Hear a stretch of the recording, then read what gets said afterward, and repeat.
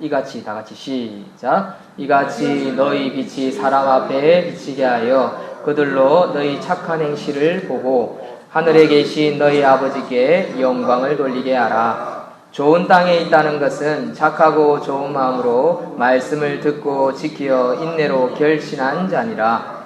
바나바는 착한 사람이요 성령과 믿음이 충만한 사람이라. 이에 큰 무리가 주께 더하여 지더라. 하나님이 능히 모든 은혜를 너희에게 넘치게 하시나니 이는 너희로 모든 일에 항상 모든 것이 넉넉하여 모든 착한 일을 넘치게 하려 하심이라.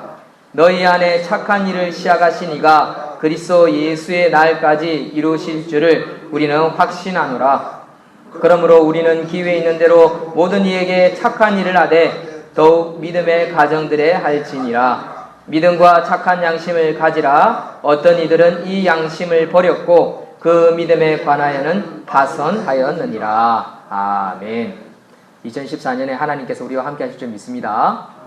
네, 우리 청년이 기도하는 가운데 솔직하게 진솔하게 고백하는, 하나님 앞에 고백하는 기도를 들으면서 공감이 됩니다. 그렇죠?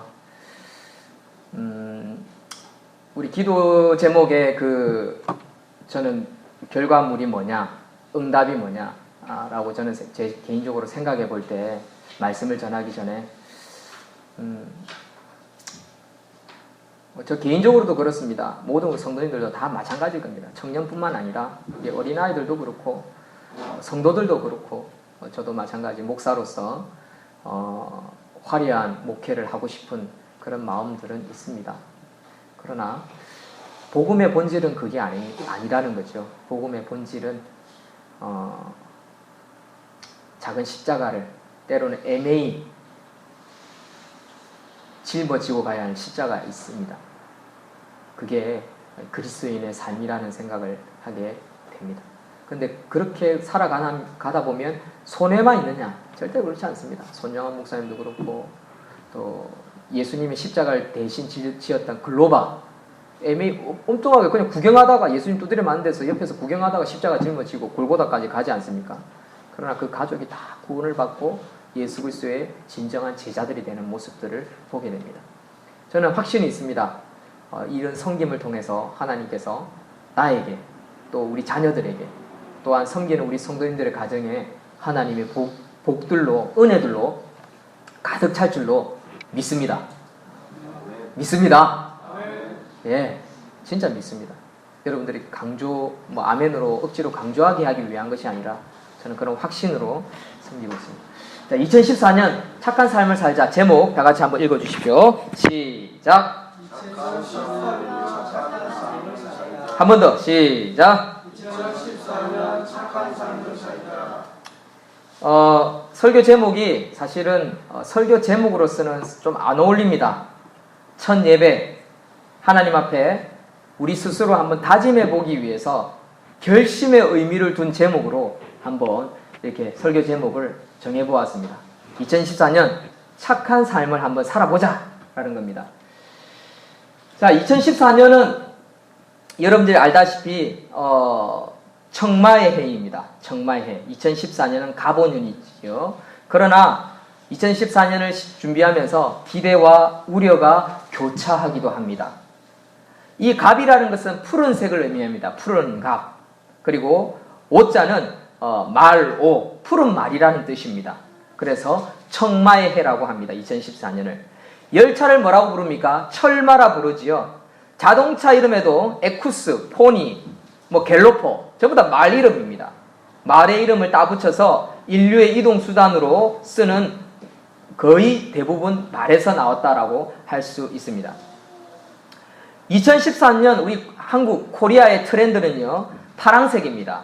청마의 바로 파란색이죠. 그래서 청바지에 사용되는 인디고라는 블루 색깔은 군청색은 우리 한국 트렌드로 지금 매기고 있습니다.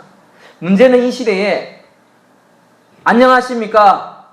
안녕치 못합니다. 라는 구절이 지금 2014년을 시작하는 가운데에 온 전국에 퍼지고 있습니다. 연말 연시를 장식했고요. 우리의 삶 가운데 결코 편할 수 없는, 마음이 편할 수 없는 삶을 살고 있다는 것입니다. 중산층이 무너지고 있고 가난한 사람들은 더욱 가난해지지만 떵떵거리는 사람들은, 우리나라가 지금 2013년 연례 없는 흑자를 맞이했습니다. 엄청나게 나라가 돈을 벌었습니다. 그러나 우리의 호주머니는 사실 텅텅 비어 있지요. 가난한 사람은 너무나 가난하지만 부자 상위 1%들은 상상도 할 수 없을 만큼의 부를 축적해서 누리고 있는 시대라고 할 수 있습니다. 여러분, 그래도 지구는 돕니다. 우주는 팽창하고 있고요. 여전히 사람들은 죽고 태어나고 있습니다. 한번 태어난 인생, 나는 어떤 삶을 살아야 하는가? 우리는 2014년을 시작하는 첫 예배에 이런 질문을 한번 던져봐야 할 것입니다. 분명한 것은 말은 박력 있고요, 생동감이 넘치고 뛰어난 순발력을 가지고 있고 탄력 있는 근육과 미끈한 체력, 기름진 모발을 가지고 또 각질의 말굽을 가지고 있는 그런 말의 이미지 형상처럼 생동감 넘치는 2014년, 그런 우리 삶이 되기를 축원드립니다. 기원합니다. 그렇게 되기를 소망합니다. 그래서 2014년에 우리가 한번 좀 착해졌으면 합니다. 좀 착하게 2014년을 좀 맞이했으면 좋겠습니다. 착하십니까? 사실 착하다는 말에 대해서 우리 강박관념이 있는 사람이 있어요. 부담스럽고, 착한 사람이 되기 위해서 모든 일에 예스를 외치다가 엄청난 스트레스를 받는 사람들도 있습니다. 에이, 괜히 했어 하면서 후회하지요. 착해봐야 소용없어. 바보라는 말밖에 얻는 결과물이 없을 때가 참 많습니다. 또 보상도 없습니다. 보상을 받고 싶습니다. 착하게 살았는데 사실 보상받을 것은 오히려 없지요. 오히려 아이고 복수야, 바보야, 찌지라, 아이고 띨띠라, 이런 소리 오히려 더 많이 듣는다는 겁니다. 그래서 착하다는 평을 칭찬으로 받아들이지 못하는 사람은 결국 마지막 시큰 착한 일 하고, 뭐야, 에이, 괜히 했어, 나는 어리숙해서 손해만 보고 산다는 것 같아, 뭐 이렇게 끝나버리는 거죠. 게다가 요즘은 착하다라는 것이 넘쳐나는 시대입니다. 착한 커피, 착한 신발, 착한 가게, 착한 스마트폰, 착한 몸매, 착한 여자, 착한 교회. 여러분, 우리 교회도 참 착한 교회라는 이름을 지었어요. 참 착한 교회. 그리고 또 착한 여자, 진짜 착해서 착한 여자라고 말하지 않습니다. 이뻐야 착하다고 왜곡되어 있는 그런 시대입니다. 여러분, 도대체 착하다는 것이 어디 있을까요? 휴대폰 착하다고 착한 가게에 샀는데 정말 싸게 산 사람이 있습니까? 알고 보니까 3년 약정이고, 알고 보니까 휴대폰 값 내가 다 물고 있고, 한 달치 그 정액제가 엄청나게 비싸고, 결국 내가 3년 동안 이 휴대폰 회사에 앵벌이밖에 안 되는 그런 자신을 발견할 때가 없습니까? 솔직하게 착하다라는 의미가 품질 좋고 싸면 착한 물건이 되고, 이쁘고 늘씬하고 능력이 있으면 착한 여자 시대가 되지만, 진짜 착하다는 의미는 그것이 아니라는 것입니다. 여러분, 김수현 좋아하십니까? 지금 별그대, 별의 썩은 교대, 저도 재밌게 보고 있는데, 또 우리 교회 집사님이 하시는 사업도 김수현이 나오는 별의 썩은 그대와 관련이 있어서 제가 참 재밌게 다 다운을 보고, 이제는 다운받다 못해 이제 무슨 시간이라 합니까? 방송 정해진 시간에 하는 거. 갑자기 생각이 안 나네요. 어쨌든 그 시간대 6회 같은 경우는 제가 찾아서 봤습니다. 재밌어가지고. 김수현이가 나온 은밀하게 위대하게라는 영화의 한 장면입니다. 우리나라 700만이 봤지요. 여기에서 보면 김수현은 바보로 나옵니다. 사실은 바보가 아닙니다. 간첩입니다. 위장 간첩. 특공대를 나온 아주 뛰어난 간첩입니다. 그런데 그 동네에서 바보처럼 살아라는 것이 김정일이의 하달 명령이었습니다. 그래서 동네로 바보로 삽니다. 그래서 사람들은 바보야 바보야 하면서도 또 주위에 착한 사람들은 이 수연이가 착하다는 이유로 그를 감싸주고 보호해주는 내용이 나옵니다. 잘생겼죠? 바보라도 잘생기면 안 좋아하는 사람이 어디 있습니까? 어쨌든 700만 명이라는 사람들이 보았습니다. 왜 사람들이 좋아할까요? 순수해서 좋아하는 거죠. 순수해서. 우리 동네도 그런 사람이 한 사람이 있습니다. 이름을 대기는 좀 그렇고 공식적인 자리이기 때문에 우리 동네도 그런 이름을 대지 않아도 알만한 사람들은 다 알 겁니다. 근데 이 친구는 나이가 제 또래인데 어머님이 백발 노인이십니다. 노모가 어머니가 한 분 계십니다. 바느질로 사는데 참 어려운 삶을 삽니다. 천주교를 다니면서 천주교에서 도움을 받고 또 국가에서 장애인이라는 이유로 또 노모가 있다는 이유로 우리나라 복지가 워낙 잘 되어 있기 때문에 사실 금전적으로 먹고 사는 데는 문제가 없을 만큼 충분히 돈이 나옵니다. 그래서 뭐 다른 일을 할 필요가 없을 정도로 늘 보면 이 동네에 하루 종일 걸어 다니고 또 여기저기에서 식당에서 밥 주고 뭐 오뎅 주고 뭐 호떡 주고 호빵 주고 뭐 이렇게 하면서 돌아다니는 친구가 있습니다.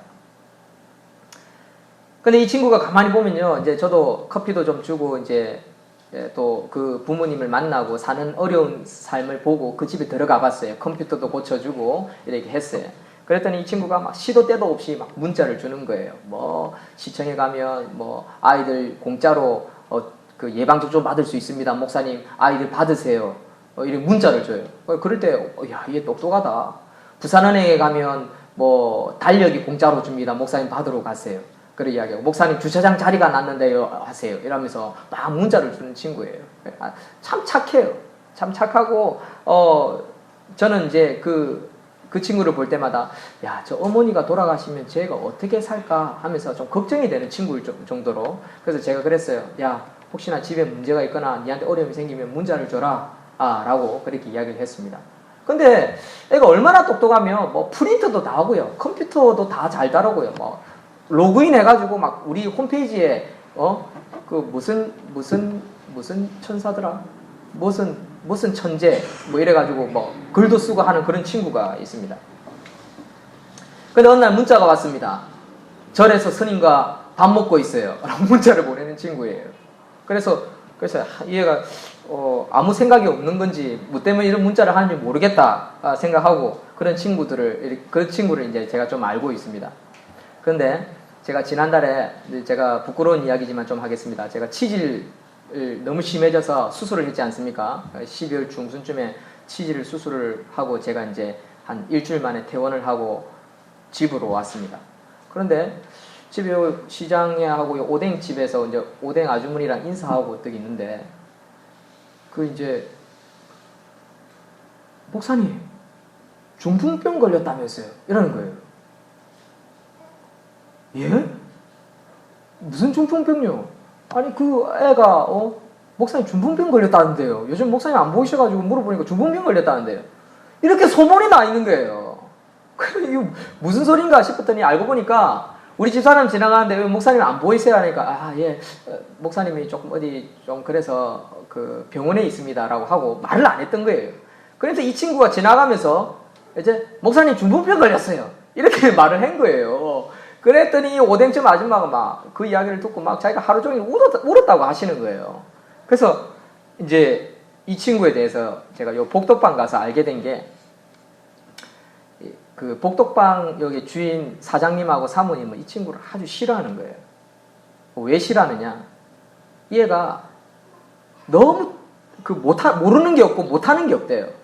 근데 좀 이게 잘 안 씻고 다니고 또 해다닌 것도 좀 진짜 바보처럼 해다니니까 동네 사람들이 밥도 주고 뭐 챙겨도 주고, 처음에 10년 전에 이곳에 왔을 때 동네 사람들이 너무 이 친구를 많이 챙겨줬대요. 그런데 이 친구가 온 집을 다니면서 들은 소문을 가지고 좋은 소문을 퍼뜨리면 좋은데 들은 걸 이상하게 섞어가지고 나쁜 소문을 막 퍼뜨린다라는 거예요. 그래가지고 요 옆에 주차장에 일을 맡았는데 처음에 일을 너무 잘하더라는 거예요. 막 도배를 하고 그 외부 주차 금지, 만약에 주차 잘못되면 뭐 벌금 5만 원부터 시작해하고 막 덕지덕지 붙여놓고 막 바로 이상한 차고 들어오면 바로 전화 걸고, 또 문자를 갖다가 스팸 문자로 무슨 주차장에 있었던 일 다 보내고 막 이렇게 하면서 다 소문을 퍼뜨린다는 거예요. 목사님, 그 아이 조심해야 됩니다. 내가 볼 때는 그 아이는요, 뭔가 단순 노동을 하면서 일을 해야 되는데 일을 하나도 안 하고 막 온 동네 다니면서 얻어먹으면서 뭐 충분하게 이렇게 버리니까 이 애가 좋은 일을 안 합니다 라고 하면서 자기는 그 아이를 너무 싫어한다는 거예요. 그래서 우리 집에 오지 마라 하고 못 오게 한다는 거예요. 뭐 모르겠습니다. 이 친구에 대한 복덕방 우리 사장님의 평가가 결국 동네 사람들이 다 싫어하는 친구가 되어버렸다라는 것입니다.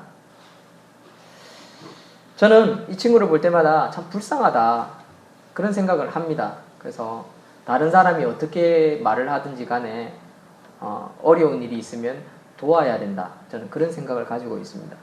여러분 혹시나 어디 가다가 도울 일이 있으면 외면하지 마십시오. 비록 그 사람이 예를 들면 속이는 부자 노숙자라 할지라도, 예? 이런 노숙자 있지 않습니까? 하루 종일 막 더러운 옷 입고 막 부산역에서 이리 있다가 밤에 퇴근할 때는 화장실 가서 막 넥타이에 막 양복으로 갈아입고 에쿠스 타고 딱 떠나는 그런 사람들 사실은 있습니다. 아주 잘 사는 사람 있지만 그렇다 할지라도 이 사람은 내가 좀 도와야 될 사람이다, 참 불쌍한 사람이다, 그런 감화감동이 오시면요 도우십시오. 그럼 보상은 누가 하느냐? 하나님이 하십니다. 하나님. 우리는요 그냥 조그마한 도움을 주는 사람일 뿐입니다. 그리고 징계와 거기에 대한 결과물도 하나님이 하십니다.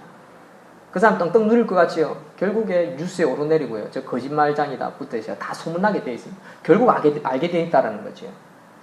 저는 이 이야기를 하면서 여러분들이 깨달았으면 하는 게 뭐냐면 바보가 착한 것이 아니라는 겁니다. 바보가 착한 것이. 모른다고 해서 착한 것은 아닙니다. 어린 아이도요 6개월 지나면 거짓말한다고 합니다. 억지로 울고요 울음으로 엄마를 속인다라는 거죠.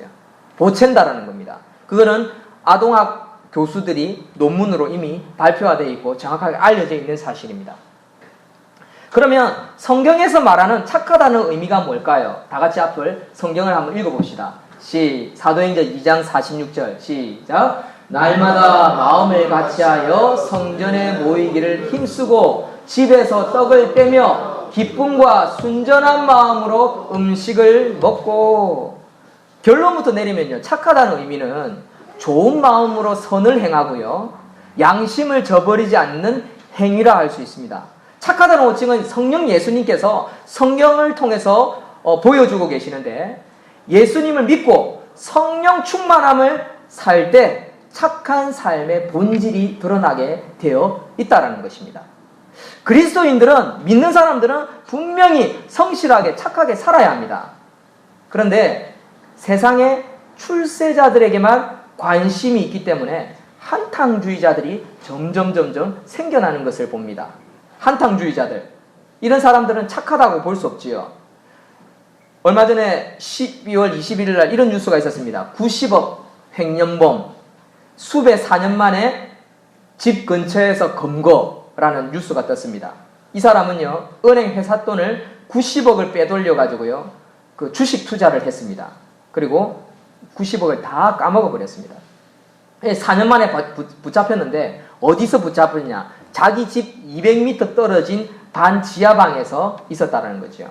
그는 코스닥 상장 IT 회사에다가 자금팀장으로 일을 하면서 회사 돈 90억 3,100만 원을 빼돌렸다고 합니다. 158번이나. 경찰에 따르면 이 황 씨는요 회사에서 정기 예금에 들었다고 허위 보고를 하고요 자기 개인 계좌로 이체시켜서 그 90억을 가지고 주식 투자를 하다가 홀랑 다 까먹어 버리는 것이죠. 그래서 들키니까 바로 도망을 가버렸습니다. 전국을 떠돌면서 도피 행각을 벌였는데 결국 자기 집 빌라 근처 400m 근처에서 거주하다가 경찰 꼬리에 잡혔다는 사실입니다. 사랑하는 성도 여러분, 이런 사람들 착하다고 할 수 있을까요? 착한 것이 아니죠. 정말 악한 사람이라고 할 수 있는 거죠. 남의 눈을 속이려고 드는 거. 이게 바로 착하다는 반대의 모습이라고 할 수 있습니다. 그런데 초대 교회 성도들은 참 착했습니다. 순수한 마음을 가지고 있었습니다. 날마다 마음을 같이하여 성전에 모이기를 힘쓰고 집에서 떡을 떼며 기쁨과 순전한 마음으로 음식을 먹었다. 여기 순전하다는 말은 순수하다 이런 말이지요.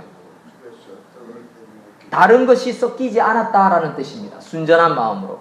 즉 계산적이지 않다라는 것입니다. 순전하다라는 말은 계산적이지 않다라는 거죠.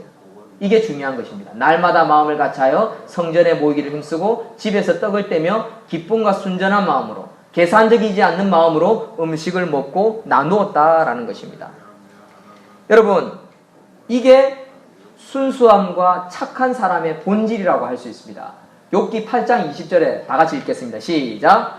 하나님은 순전한 사람을 버리지 아니하시고 악한 자를 붙들어 주지 아니하심으로 뭐라고요? 하나님은 어떤 사람을 붙들어 주신다고요? 버리지 않는다고요? 순전한 사람은 버리지 않습니다. 어떤 모양으로도 하나님이 보상해 주시요. 우리 TV에서 많이 보지 않습니까? 얼마나 착한 사람들이 있습니까? 있습니다. 그런 사람들 하나님 보상해 주지 어떤 모양으로든 드러납니다. 착한 식당 보면 드러나죠. 엑스파일에서. 우리 사람들이 결국 그 집은 대박 나지 않아요. 그렇죠? 하나님 버리지 않는 겁니다. 순전한 사람을 버리지 아니하시고. 그러나 악한 자는요 어떻게 한다고요? 마지막까지 붙들어 주는 것이 아니라 하나님은 붙들어 주지 않아요. 지가 붙들어서 억지로 살려고 하는 거지요. 돈을 벌고 권력과 힘으로 어떻게 해서든 이겨내려고 하는 거지요. 그러나 하나님은 그를 붙들어 주지 않습니다. 그런 사람들이 버리기 시작하면 끝장이 나는 겁니다. 자기는 노력할지라도 끝나는 겁니다. 오늘 성경 본문을 보면요 착하게 살라고 말합니다. 1절 2절 다 같이 있습니다. 주복 한번 읽으십시오. 우리 결론을 맺겠습니다. 본문에 보면 착하게 살라라고 말씀하시는데 이같이 읽습니다. 시작. 이같이 너희 빛이 사람 앞에 비치하여 그들로 너희 착한 행실을 보고 하늘에 계신 너희 아버지께 영광을 돌리게 하라. 하나 더. 좋은 땅에 있다는 것은 착하고 좋은 마음으로 말씀을 듣고 지키어 인내로 결실하는 자니라. 이것이 착하다는 본질입니다. 본질. 여러분 우리의 착한 행실을 보고요 하나님께 영광을 돌리는 게 착한 사람, 착한 성도고요 착하고 좋은 마음으로 말씀을 듣고 지키는 것이 그리고 인내하면서 그 착한 행실의 결실이 나타나는 것이 착한 성도의 본질이라는 뜻입니다. 본 의미라는 것입니다. 그 예로 누가 있느냐? 바나바입니다. 그 밑에 바나바 있습니다. 시작. 바나바는 착한 사람이요 성령과 믿음이 충만한 사람이라 이에 큰 무리가 주께 더하여 지더라. 바나바는 착한 사람으로 인정받았습니다. 착한 행실을 가지고 있고요 착하고 좋은 마음으로 결실을 맺었던 사람입니다. 순전한 사람이었습니다. 그랬더니 큰 무리가 많은 사람들이 모여들었다는 것입니다. 결국에 이게 하나님께서 보여주는 착한 사람의 한 예라고 할 수 있습니다. 두 번째, 순전한이라는 단어가 나오는 것이 있는데 요한복음 12장 3절입니다. 읽겠습니다. 시작. 마리아는 지극히 비싼 향유 곧 순전한 나드 한 근을 가져다가 예수의 발에 붓고 자기 머리털로 그의 발을 닦으니 향유 냄새가 집에 가득하니라. 마리아는 뭘 썼습니까? 순연한 향유를 썼습니다. 향유. 섞이지 않은 것. 그리고 마리아는 계산적이지 않았습니다. 이 값비싼 자기 전 재산을 예수님께 붓고 예수님이 나에게 어떤 복을 주실 거야. 나에게 어떤 한 자리를 주실 거야. 그런 계산이 없었다는 것입니다. 값없이 순전하게 드렸다는 것입니다. 이것이 착하다는 본질의 예라고 할 수 있습니다.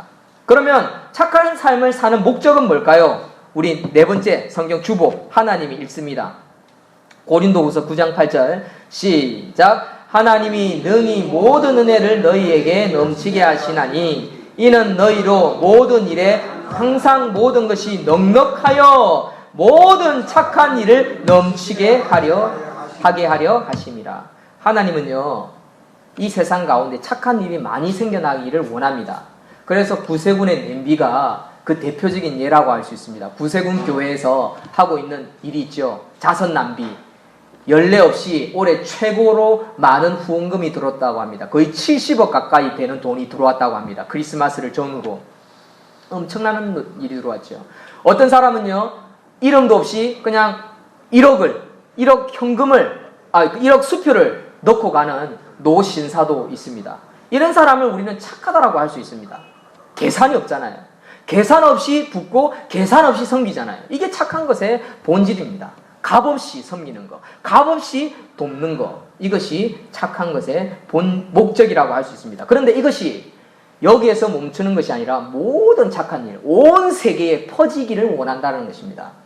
이번에 천주교의 교황이 그런 말을 했죠. 아주 성직자들은 가난하고 소외되고 어려운 사람들에게 관심을 가져야 된다. 여러분, 이게 성직자가 해야 할 고귀한 말입니다. 제대로 한 말이죠. 지금까지 제가 볼 때는 역대 어떤 교황보다도 참 실천, 행함이 참 좋은 교황이라고 저는 생각합니다. 참 귀한 성직자가 나왔다라고 저는 생각합니다. 아름답습니다. 교회 목사들도 그러해야 합니다. 성직자들. 그런데 성도와 성직자는요, 구분되어 있는 것이 아닙니다. 착각을 해서는 안 되는, 우리가 잘못 아는 게 뭐냐면, 성직자와 성도는 다르다. 아닙니다. 성도, 성직자, 동격입니다. 동격. 똑같은 사람입니다. 그런데, 그리스도인들, 교회 다니는 사람들이 그런 마음을 안 가진다라는 거예요. 나는 안 해도 돼. 우리 교회 목사님만 하면 돼. 우리 교회 전도사님이 하면 되지.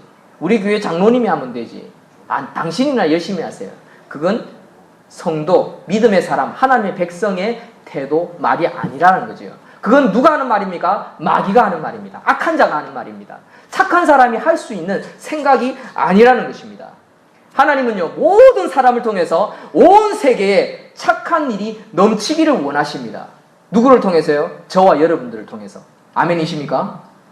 그래서 착하게 살아야 돼요. 그래서 저는 2014년에 우리 하나로 교회, 참 착한 하나로 교회 성도님들에게 좀 착한 삶을 살아보자, 그렇게 말씀을 전하고 싶습니다. 그런데 하기 어렵습니다. 쉽지 않습니다. 왜요? 우리 속에 죄가 있기 때문에 그렇습니다. 원죄. 그러나 예수 그리스도 이름으로 우리는 그것을 극복할 수 있습니다. 씻겨지고요. 또 우리가 천국 가기 전까지 우리가 뭔가 완전해지지는 못했지만, 난 옛 아직 멀었지만, 그러나 우리가 최선을 다해서 착한 선행을 하기 위해서 노력한다면 하나님은 반드시 저와 여러분들을 쓰실 줄로 믿으시는 저와 여러분들 되시기를 주의 이름으로 축원드립니다. 아멘. 그러면 이 착한 일을 하는 자가 누굴까요? 진짜 주체자가 있습니다. 주체자. 너희 안에 있습니다. 시작. 너희 안에 착한 일을 시작하신 이가 그리스도 예수의 날까지 이루실 줄을 우리는 확신하노라. 아멘. 누가 하십니까? 성령 예수님이 하십니다. 나를 통해서 성령 예수님이 착한 일을 벌려나가시는 거죠. 내가 하는 게 아닙니다. 그래서 내 이름이 드러나는 것이 아니라 예수님께서 하실 수 있도록 내가 내어드리는 것입니다. 나를 내려놓는 것입니다. 이게 바로 그리스도인들이 가져야 할 진짜 덕목이라는 것이지요. 그렇다면 마지막으로 순서 대상이 있습니다. 순서 대상. 그러므로 있습니다. 그러므로 시작. 그러므로 우리는 기회에 있는 대로 모든 이에게 착한 일을 하되 더욱 믿음의 가정에 할지니라. 아멘. 착한 일을 할 때 순서가 있습니다. 우선이 있습니다. 믿음의 가정들에게, 또 가까운 사람들에게 먼저 다가가십시오. 그래서 착한 선행들을 나누어 가십시오. 그리고 넓혀 가십시오. 지경을, 선한 일을. 그러면 넓혀 가려고 애를 쓰면 뭐가 생길까요? 하나님 나에게 물질의 능력을 주십니다. 또 지혜를 주십니다. 또는 지도자로서 능력을 주십니다. 그러면 착한 일을 넓혀 갈 수 있는 거지요. 그리고 착각하지 마십시오. 내가 뭔가 많은 일을 해야 되고, 많이 줘야 되고, 또 많이 섬겨야 되고, 큰 것을 섬겨야 된다. 아닙니다. 착한 일은요, 하나님 보시기에 도토리 키재기입니다. 중요한 것은 작은 일을 하나 하더라도요, 그것을 가까운 곳에 가까운 사람을 도우려고 하는 그 자세가 하나님께서 기뻐 받으시는 것입니다. 아멘이십니까? 많이, 몇백만 원, 몇천만 원, 몇억, 그런 욕심을 버리십시오. 그렇게 안 해도 됩니다. 담은 1,000원을 돕더라도요, 정말 돕겠다라는, 예수님의 마음으로 돕겠다라는 마음의 자세를 가지면 하나님께 칭찬받게 되어 있습니다. 그것을 횟수를, 시간을, 또 기회를 많이 가짐으로써 하나님으로부터 인정받을 수 있다는 것입니다. 그래서 하나님께서는 우리에게 명령하십니다. 마지막 성경, 믿음과 마지막 성경 명령하십니다. 강조하고 명령하고 있는 말씀이 있습니다. 시작. 믿음과 착한 양심을 가지라. 어떤 이들은 이 양심을 버렸고 그 믿음에 관하여서는 파선하였느니라. 여러분, 그런 사람들 많죠? 양심 버리고 사는 사람들, 그리고 믿음을 버리는 사람들 많죠? 파선한 사람들 있죠? 망한 사람들 있죠? 양심에 화인 맞아가지고 나중에는 남을 속이고 죽이려고 드는 사람들, 그런 사람들 될까 하나님이 걱정하시는 겁니다. 그래서 우리에게 명령하십니다. 2013년에는 믿음과 착한 양심을 가지고 좀 더 선한 삶을 살기 위해서 노력해라 라고 하나님께서 말씀하십니다.